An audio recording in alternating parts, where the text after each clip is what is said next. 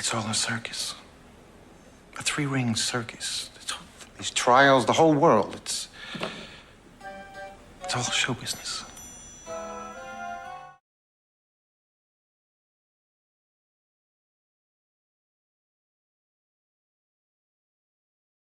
Hey, Cassettes, and welcome back to the Black Case Diaries. Hey. Boy, oh boy. Welcome back.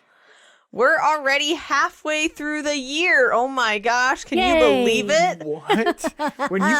When you put it like that? Oh no. But that means it's time once again to celebrate June tunes. Yay! Different kind of tune. Yeah. It's been a couple years since we did a whole month of music-themed episodes, and since this is our last year of podcasting, we decided to bring it back. It's safe to say that in the late 90s, movie musicals weren't as popular as they were in the 1940s and 50s.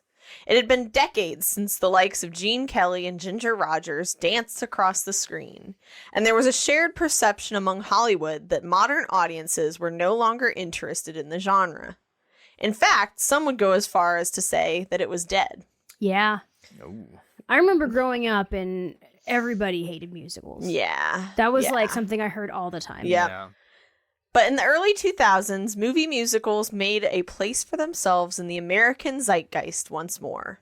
And among them was one of the most successful and celebrated Broadway-to-film adaptations of all time, Chicago. Chicago! Oh man. Based on a 1926 play by Maurine Dallas Watkins, Chicago is an endlessly entertaining satire that highlights the problem with celebrity worship and corruption in the criminal justice system. It's packed with musical numbers inspired by vaudeville and the music of the jazz age, performed by an incredibly talented cast that seemed to fit their roles like a glove. Yeah. Come on, Cassettes, why don't we paint the town and learn all about Chicago? Chicago! Oh. Adam, this was your Funny. first time watching Chicago. It sure was.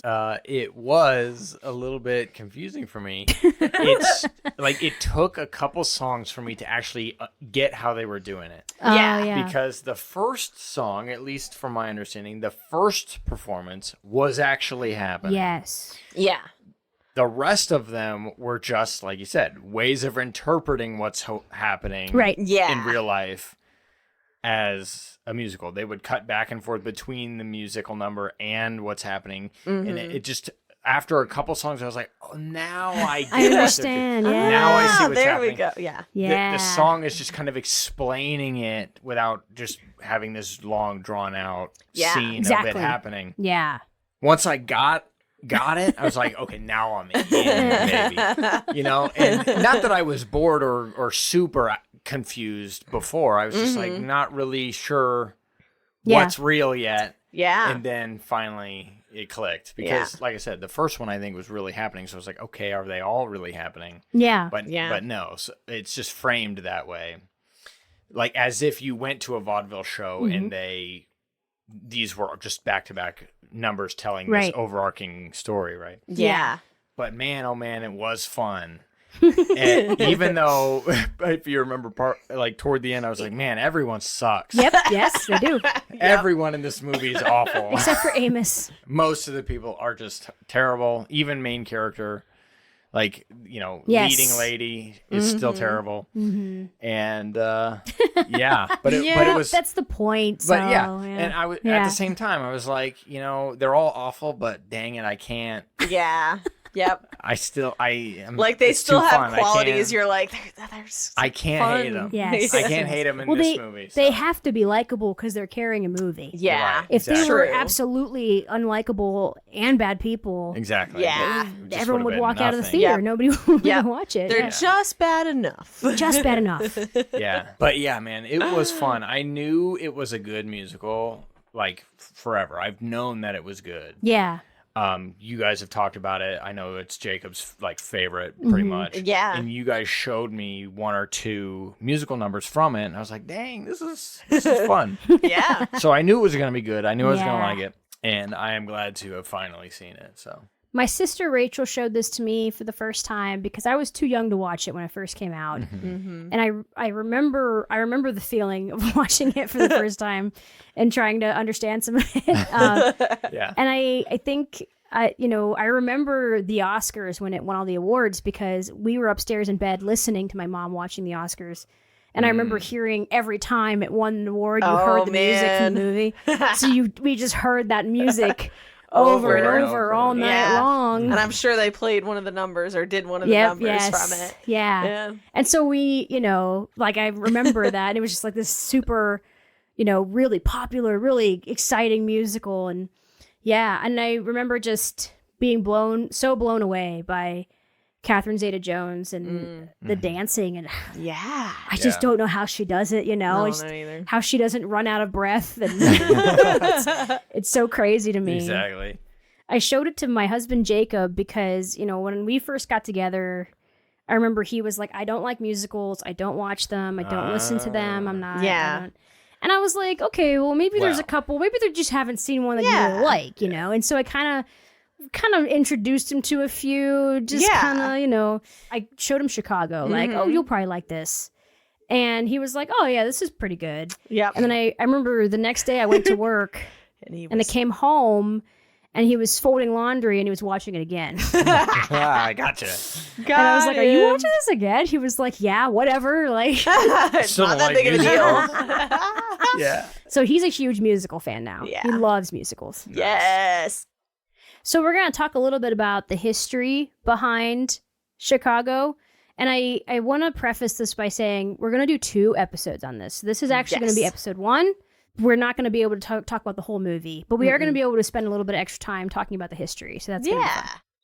In March of 1924, 2 Chicago cops found a man shot to death in a car belonging to a cabaret singer. The performer, Mrs. Belva Gartner, was a divorcee and suspected of having affairs. At first, she denied knowing anything about the victim, 29-year-old Walter Law. But when police discovered that the murder weapon was hers, she said, I don't know, I was drunk. Ooh. I mean, who knows? Reporter Maurine Dallas Watkins had been assigned the crime beat at the Chicago Tribune. According to Peter Coble in Chicago, the Movie and Lyrics, Watkins spiced up the story, taking it from the police blotter and making it a front-page sensation. The reporting included sensational quotes from Gartner like, gin and guns, either one is bad enough, but together they get you in a dickens of a mess. Yeah. Watkins seemingly struck gold by using crime reporting as a means of entertainment. Even today, there is a huge market for true crime documentaries, books, podcasts, and more.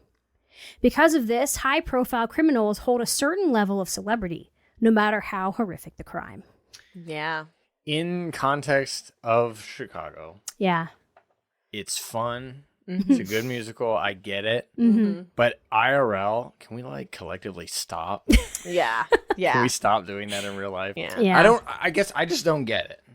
Yeah. When I'm thinking about real stuff. Yeah. And I mean, I guess this Chicago was all kind of based in reality too, but. Yeah. We tend to kind of focus in on morbid details and have morbid curiosity. There's this human way of wanting to know why somebody did what they did. And so these people that do these horrific things get their names to be like celebrities because everybody's like, why did this person do that? I want to know more. You don't hear about the victims. You don't remember the victims' names as much as the person that did the crime. The Chicago Tribune assigned Maurine Dallas Watkins to Belva Gartner. Just weeks after police found Walter Law in Gartner's car, Watkins was covering another murder. Mrs. Beulah Annan, a young married woman, allegedly shot her lover in her apartment and then proceeded to play a jazz record for 2 hours before calling her husband. She told him that she shot the man for trying to make love to her. Later on, her defense was that she and her lover, a man named Harry Kalstedt, had an argument. According to her, they both struggled for a gun, which went off, and he was killed. Oh, that sounds pretty similar to something. Although Belva Gartner and Beulah Annan were the chief inspiration for the 2 main characters in Chicago, there were actually 4 women on Murderous Row in the Cook County Jail that influenced the play. The other two women were Catherine Kitty Malm Baluch and Sabella Nitti. Kitty Malm was found guilty of killing night watchman Edward Lehman during a botched robbery and sentenced to life in prison. She was given many nicknames by the press, like the Wolf Girl, the Tiger Girl, and the Go to Hell Kitty. The Chicago Tribune reported that she, quote, packed a gat, a pistol, where most girls harbor their love letters. Oh. Sabella Nitti inspired the Hungarian immigrant character on Murderous Row in Chicago. She was an Italian immigrant, and the prosecution painted her as a dangerous animal, evidenced by her looks. She was accused of killing her husband, but there was very little evidence. In some accounts, it seems that they never even positively identified her husband's supposed body. Nitti spoke almost no English, so when the jury convicted her, she had very little understanding of what was happening. She was the first woman in Chicago's history to be sentenced to death by hanging. A young attorney named Helen Cerise and a team of lawyers stepped in to help Sabella appeal her conviction. Cerise knew that appearance mattered more than anything to the public opinion, and she brought in a hairdresser to give Sabella a makeover. Cerise helped her apply makeup, and she clandestinely provided the prisoner with extra food to fill out her thin frame. As she waited for the Illinois Supreme Court to review her case, Sabella learned more English and adopted American mannerisms. When the court eventually ordered a new trial, Sabella shocked the prosecution with her new look and demeanor. And Helen Cerise used this as proof that conventionally attractive women were getting preferential treatment by the justice system. Now, with the public's support, Nitti was released on bail. Her trial date was repeatedly pushed back until the charges were dropped. What? What the fuck? Yep. So many things wrong with that? Yep. Yeah, so she was an Italian immigrant, and she spoke a dialect of Italian that was very difficult to translate, and not even, not a lot of Italian immigrants spoke. And Cerise, she's the lawyer, the attorney, she was really young. She's like in her early 20s. She was an Italian American. And so she was like, okay, obviously they're treating her badly because she's an immigrant. Yeah. And because she's not beautiful, Yeah. And so, she turned to her team of lawyers, and they were all like, well, yeah, we understand what's going on here. So that's why they all were like, okay, we're going to help her. We got to help her. This is crazy. She got a happier ending than the character in the musical. Yeah. But the story really does illustrate how, you have these people who are getting off, just because of the way they look. And then you have the opposite end of the spectrum, somebody who almost was hanged simply because they didn't think she was attractive. Yeah. Or in the movie, they do. Yeah. Because nobody cares. Mm-hmm. Nobody's helping her. Yeah. Yeah. Which really is illustrated when Richard Gere gets Roxy to cut her hair and color it and be like, hey, become more beautiful and you'll get off. It'll work. Yeah. Maurine Dallas Watkins quit her job at the Chicago Tribune shortly after covering the Murderous Row trials and moved to New York. While she was there, she took a playwriting class and started adapting her journalism into a satire for the stage. The play was called Play Ball, but was renamed to Chicago. I kind of like Play Ball too. That's a good name also. It pulled a lot of material from her actual reporting, turning Belva Gartner and Beulah Annan into Velma Kelly and Roxy Hart, respectively. The lawyer, Billy Flynn, was based on Annan's actual attorney, a man named W.W. O'Brien, with some of his lines reportedly coming from O'Brien's actual defense. Kind of funny to think about. Man, yeah. Which ones? It premiered on Broadway in 1926 to great reviews. The play was a comedic satire that pointed out current glaring failures in the criminal justice system and the power of newspaper publicity. Chicago was so popular that a silent film adaptation was released a year later in 1927. It would be adapted again in 1942 into a film starring Ginger Rogers. In this version, titled Roxy Hart, the main protagonist is actually innocent and takes the fall for a murder her husband commits. Isn't that wild? Whoa. Yeah, that is wild. What a difference. Yeah. She's actually like a saint in that one. She's like, Wow. Maurine Watkins, she was still alive. Yeah. So she saw her play get adapted into that. Yeah. Oh, So boy. in her play is more like the movie we saw, right? Oh, yeah. Yeah. Yes. Where Yep. Yeah. she Well, did it. And Yes. everything? What Okay. we saw was an adaptation of that play, Okay. which that play was turned into a musical, then was turned into this movie. Got it. Yeah. Okay. Broadway actress and dancer Gwen Verdon had reportedly wanted to do a musical adaptation of Chicago, and her husband, Bob Fosse, attempted to secure the rights to the play from Maurine Dallas Watkins. Watkins refused. Some accounts say that she had become a born-again Christian later in life and no longer wanted to celebrate immorality. In the book All That Jazz, The Life and Times of the Musical Chicago, Ethan Mordden stated that Watkins was always a devout Christian and that her play wasn't intended to celebrate anything. But after her death in 1969, Watkins' estate sold Bob Fosse the rights to Chicago. Yeah. Oh Yeah. boy. And I think it's a good thing. I understand that she didn't want them to have it because she was worried about, the celebration of immorality or whatever.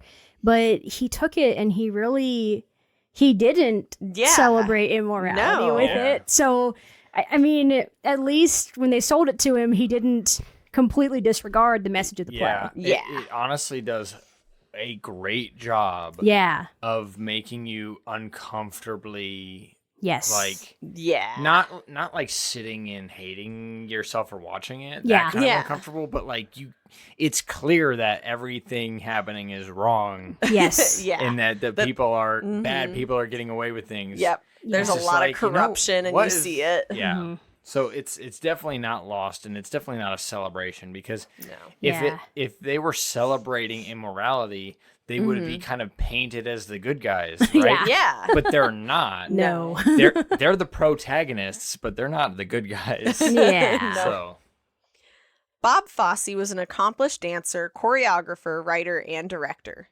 He was quite possibly the most influential person in the field of jazz dance in the 20th century.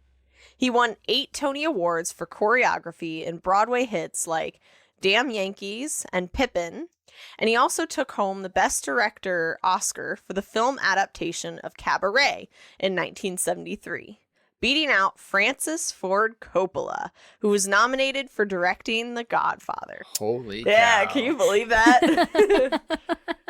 I know when I saw the video clip of that, I could not believe because they were like, the nominees are, Francis Ford Coppola. I was like, oh my God. Wow. Without Cabaret, we wouldn't have Chicago. I mean, really, Yeah. it is essentially the same format where everything is performed on a stage, Okay.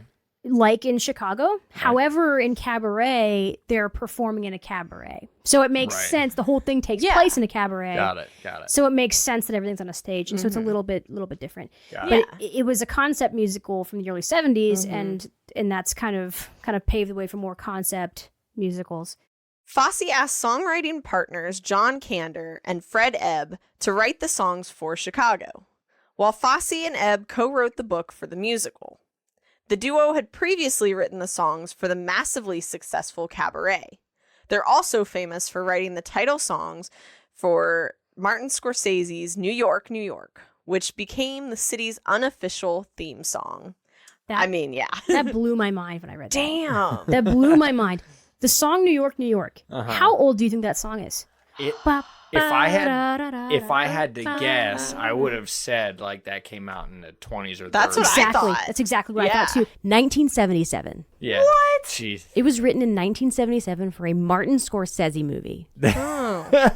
That's how recent That's that song. crazy. I can't even believe that. I honestly don't. It's- You're lying, it's right? unbelievable. I It's can't. unbelievable. You're lying. It just so happened. It just so happened that Frank Sinatra was still alive, so he sang it, and all we've ever heard is the Frank Sinatra start spreading the news, and so feels old. So we hear Fuck. Frank Sinatra singing it, so we're like, well, old. He's a crooner, so Oh man. What the hell? Yeah. Dude, that song has been referenced so many times. I Yeah. I assumed it was ancient. I know. Yeah. Because Yep.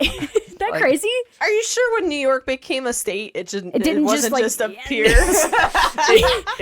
They planted the flag, and then it grew out of the ground. Yes, they plugged in New York for the first time. Yeah, They were like, and then it just came on the radio. Together, Fosse and Ebb came up with the idea of presenting Watkins' play as if it were performed on a vaudeville stage. The new musical used much of the original content, but expanded on the character of Velma Kelly. The musical was met with bad reviews on its out-of-town run, as critics felt the characters lacked heart. But Fosse held strong to his belief that the characters shouldn't be too sympathetic, staying true to Watkins's original intent for the story. isn't that nice? That was nice. See, of he him. did care. He cared about that. Yeah. It was actually really funny. It's actually a hilarious story. So when they first premiered the play, the critics were like, Roxy Hart has no heart. That's what the interview said. Nice. And they brought it to Bob Fosse, and they were like, what do we do? What do we change? How do we fix this before we go to Broadway? And Bob Fosse was like, I'm going to go home and sleep on it. Whatever. The next day he comes back and he goes, we're not changing anything, actually. Yeah. I thought about it. And here's the thing. Roxy Hart shouldn't have any heart. Yeah. She has no heart. That's the point. That's who she is. Yeah. That's the point of the character. And I'm not going to change that Yeah. to appease anybody. That's we Yeah. aren't supposed to be rooting for her. That's Yep. not the point. Again, it would be making something that's immoral Yes. be like, Yeah. celebrated. The only thing I can think is that these critics going in, this is the 70s, the critics are going in, and the only thing that they're remembering Yep. is a movie that came out in the early 40s where Roxy Hart was played by Ginger Rogers, and she Yep. was a saint. Yep. And it was her And- husband that was evil. And the play that they're actually based it off Yeah. of was from the 20s. So these Yeah. people probably had no That's a like great point. memory of the 20s Yeah. play, so they didn't understand that that's what it was based on. yeah. But yeah, so Bob Fosse was like, nope, we're not changing a thing. Nice. Chicago premiered on Broadway in 1975 to a positive reception. The extraordinarily energetic musical numbers and breathtaking, quite literally, choreography of Bob Fosse gave the musical enough razzle-dazzle to run for 2 years and 936 performances. Ooh. Man. However, critics were still taken aback by the musical's cynicism. It was nominated for 11 Tonys, but was completely shut out by a chorus line. Oh, a chorus line. Martin Richards produced the musical during its original Broadway run. He expressed that the show was considered offbeat because of its subject matter, and that audiences and critics didn't quite understand the purpose of the story. In the book Chicago, the Movie and Lyrics, he's quoted saying, "It took O.J. Simpson for everyone to really understand Chicago. That's because a lot of people had trouble figuring out what the heck was happening with yellow journalism and murder trials and people singing and dancing. But now there are all these best-selling books and made-for-TV movies based on real-life murders and murder trials being televised." Yeah. So I think what he's saying is really true. I think, Chicago came out and the critics were kind of like, it's pretty cynical, and then, it wasn't on Broadway for a long time, for about 20 years. Yeah. And then O.J. Simpson happened, and it immediately was back on Broadway again. It's a little interesting. Yeah. So it really kind of, I think that whole situation really highlighted, the culture of people being obsessed. I mean, it was all over the place. None of us remember it because we were all wee babes, but Right. our parents definitely do.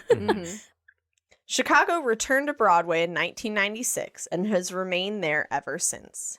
It is now the longest-running revival musical in Broadway history. Ooh. They finally figured out what they had. Yeah. Right? I'm like, damn, this is good. This is good. All right, everybody out there. If you're like me and haven't seen this, here's a little summary for you. One night in Chicago at a cabaret theater, performer Velma Kelly gets publicly arrested for the murder of her husband and sister. About a month later, an aspiring actress named Roxy Hart shoots her lover when she discovers that he lied to her about helping her launch a career in show business. Both women end up on Murderous Row in the Cook County Jail, a cell block run by matron Mama Morton. Roxy quickly learns by watching and listening to Velma Kelly that she must enlist the help of con-man lawyer Billy Flynn in order to get the press and the jury to favor her. Her faithful husband, Amos, pays Roxy's legal fees, and Flynn works his magic to paint Roxy Hart as a helpless young beauty who killed her lover in self-defense.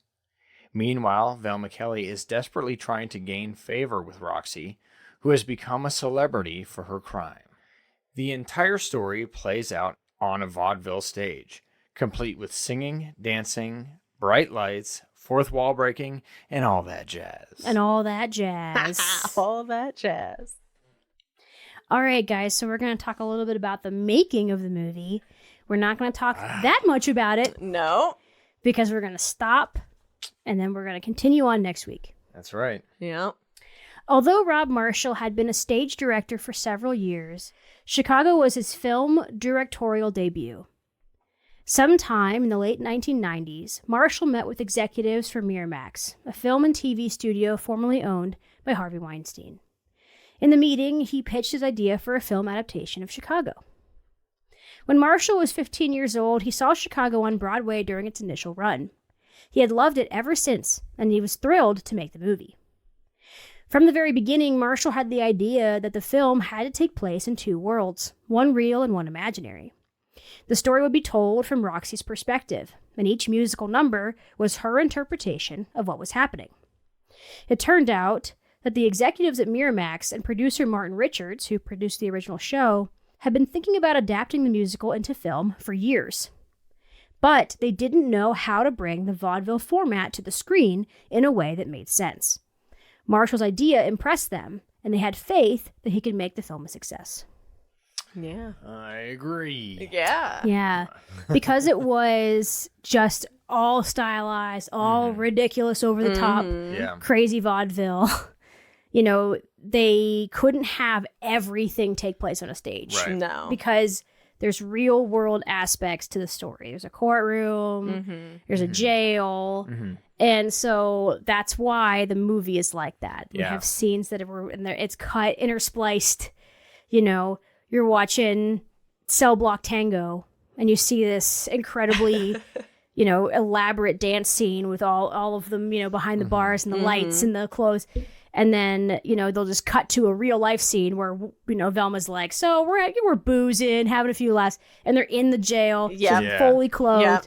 It's like a regular Tuesday. Yep. Yeah. They're like playing poker or something. Yeah. And they can just like cut between those things because it's like they're showing us in reality, she's just telling the story while they're playing poker. Yeah. But what Roxy is seeing is this grand musical number. Marshall was worried that he would have a difficult time finding someone who could adapt a musical to the screen, as movie musicals generally weren't doing well in theaters at the time. But he was thrilled to meet Bill Condon, an Oscar-winning screenwriter who was also a major fan of Chicago. Condon had never written a musical before, but he loved musical theater. He was especially fond of the shows that premiered on Broadway in the early 1970s, like Cabaret. He loved that the songs in Chicago don't move the plot forward, but instead are a commentary or reaction to what's happening in the show. He was inspired by Bob Fosse's idea to set the show up as a collection of acts, a format that drives home the point of the show. Life is a vaudeville. It's such a great idea. Yeah. Yeah. In the book, Chicago, the Movie and Lyrics, Condon says, "What made this so brilliant was that the form the musical took also expressed its basic point, that our institutions, especially our legal system, are just as tawdry as the cheapest act on the bill." Oof. Yeah. I've Yeah. heard, honestly, we've heard the term, like, if people call it an act, Yeah. you know, when Yeah. you're talking about the whole system, it's like such a, you know, a play. Yeah. So, Oh, yeah. So it's the perfect commentary, you know? Yeah. You know, all of this is stylized and all of it is a little crazy. But, Yeah. there is a reality to it. There is a truth to it. Mhm. Yep. You will have a better chance in court if you dress better. You will. I mean, these are things that are still true. Yep. Yeah. While the stage musical is meant to take place solely on a vaudeville stage, with the, quote, real scenes being highly stylized, the film could not follow the same format.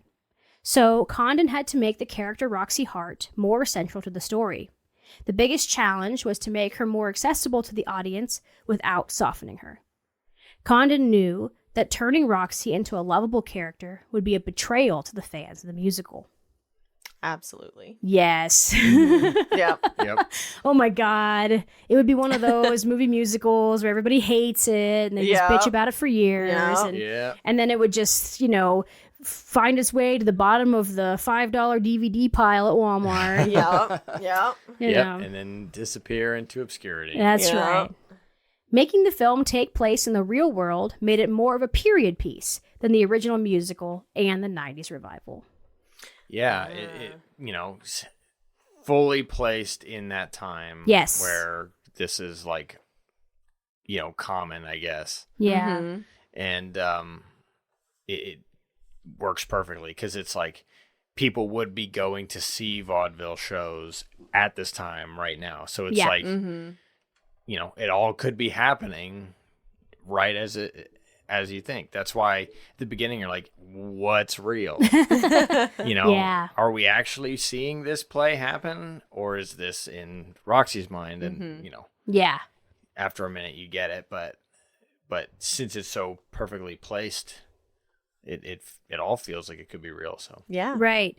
Yeah, the whole thing about the movie is that because they have real world aspects, they had to be accurate to the time. They had to make sure that, the characters felt like they were from that time, talked like they, looked that way. And it made the movie a period piece. But if you went to see it in the 70s, it really wasn't so much of a period piece. Right. It really wasn't.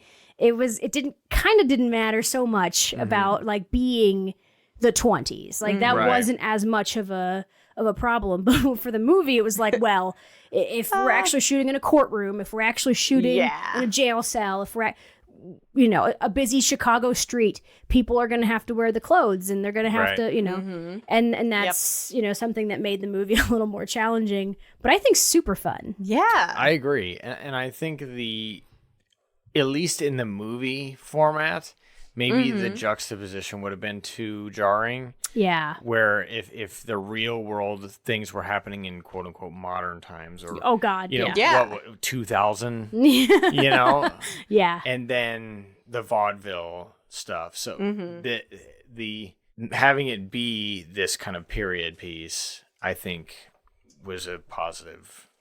Chicago was filmed in Toronto on sets built specifically for the production. Central to the film is the Onyx Theater, the location where all of Roxy's performance fantasies take place. You mean they didn't shoot it in Chicago? What? Come on. Nope. No. I think one shot was shot in Chicago. Some street that still looks old somehow. It was the exterior of the Chicago theater. Oh, look at that. Perfect. Yep. That's it. Yeah. Nice. Production designer John Meyer did extensive research to create an accurate theater that would accommodate the dancers and their needs. He sat in on sessions where Rob Marshall and his choreographers planned out the musical numbers. He visited several New York theaters from the late 1920s and studied the paintings of Reginald Marsh, a 1930s artist who was famous for depicting gritty scenes. Meyer designed the Onyx to have a small auditorium and a large stage so that it felt intimate, but the productions were grand. He and Rob Marshall also created a backstory for the space, deciding that it was once a grand theater that had been shut down, only to reopen during Prohibition as a place to buy bootleg alcohol. And I think that's where she's performing at the beginning of the movie too. Velma Kelly's performing at the Onyx Theater. Uh-huh. And, everything, all of the dance shots afterward, you don't see the audience, you don't see it from that perspective anymore, so you don't see who's there. but that stage is essentially the same. Yeah. And you have that, like, he built that stage specifically for the dancers because he was like, we have to make sure that it can hold them and and that it'll accommodate like the dancing that they would have to do. Mm-hmm. Meyer and his team also built the jail and the courtroom sets in the film. The courtroom was specifically designed to be a ring, just like a circus. During one of the musical numbers, the set transforms from a courtroom into a circus tent. The set itself stayed the same, but with new decoration. Yeah, when I found that out, I was like, that is so cool. That is so cool. Meyer was also inspired by French photographer Bresson, specifically his photos of France at night in the 1930s. The exterior shots in Chicago feature dark cobblestone streets lit by powerful neon signs and spotlights. In one scene, we see Roxy and her lover Fred Casely cross the street in front of her apartment. The crew filmed the scene on a cobblestone street in Toronto. They placed 1920s era cars and extras in period clothing on the road, and filled in everything else with visual effects for the final shot. This is that shot? Yep. You guys know what shot I'm talking about. If you watch it, you see it You'll immediately. You'll see it. It's that shot. Yes. I mean, they did it. They did their best, and it's okay. It was 2002.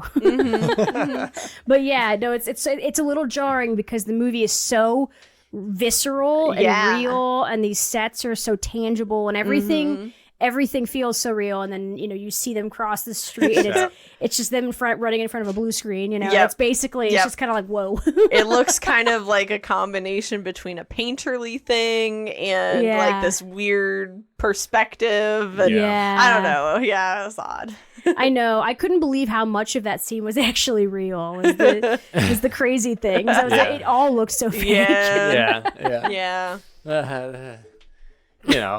At least it's just that. Yeah. Costume designer Colleen Atwood felt like she was designing clothes for two different films while working on Chicago. First, there was the period clothing needed for the real-world sequences. Then, there were the flashy, extravagant costumes for the theater of Roxy's mind.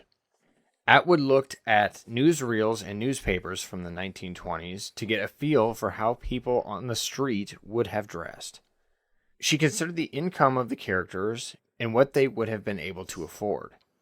Many of the costumes worn by extras in the real segments were rented or found, while the clothes worn by principal actors were generally designed by Atwood. There were a few vintage pieces that she found for Richard Gere and Catherine Zeta-Jones. Roxy's real-world clothes start out in a neutral palette, but in her fantasies, she wears vibrant clothes that stand out.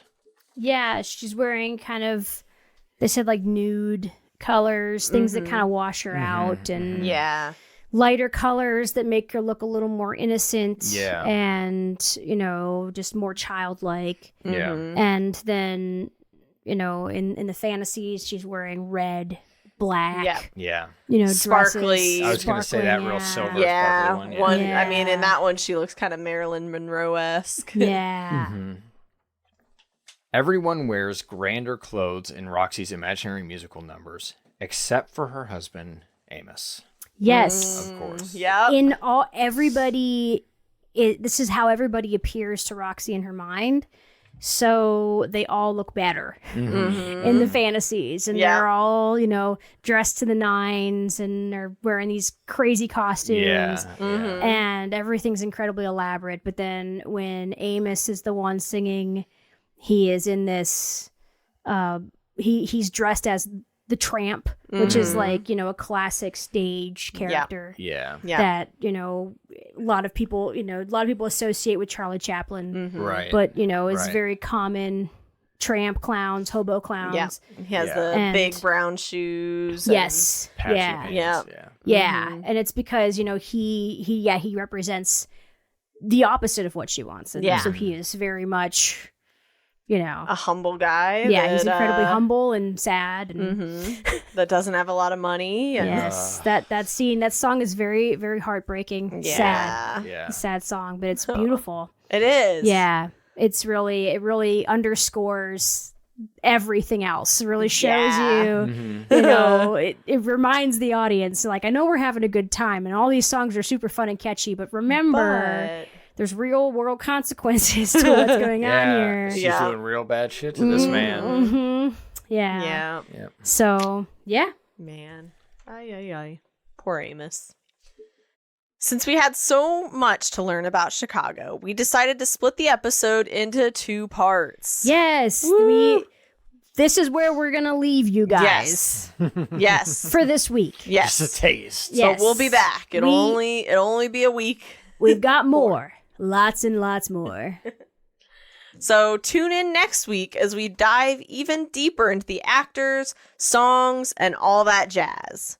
Until then, thanks for listening. Thank you. Thank you. That's a case gently, closed halfway. Oh no! It's opening back up. Oh no! We can't get it shut. It's Okay. too much. We're Too gonna, much for this case. Man, we're gonna have to come back next week. Yeah. The All file's right. bursting open. No. Yeah, but we've got so Jump much on more it. to teach you guys about music, about the We- music, the Yeah. songs, We do. Yeah. the Yes. actors. Yes, I'm very interested to see Yeah. where the stuff goes with the songs, because I know, having only watched it one time, that there's stuff that I haven't comprehended, and stuff I didn't get. You know. Yeah. Yeah. So I'm really interested. Yeah. In that. I can't wait. And we'll have to see if you have a favorite character too. Yeah. Oh, I need to Think about that. Think about that. Yeah. Think about that. I'll give you a week. Interesting. Oh man, who's my All favorite right, character? Yeah. Oh no, I think I have to think about it too. Yeah. But I while we mean, think about that, yeah. we're gonna thank our patrons. Yeah. We're gonna thank John, Jacob, Anthony, Shelly, Bob, and JD. JD. All right. Yeah. Thank you guys so much. We really appreciate Thanks, you. guys. Yeah. Yes. You mean the world? You are no Mr. Cellophane to us. That's right. That's Aw. There right. you go. Yeah. All right. That's so sweet. All right. See you next week. Bye. Bye. See ya.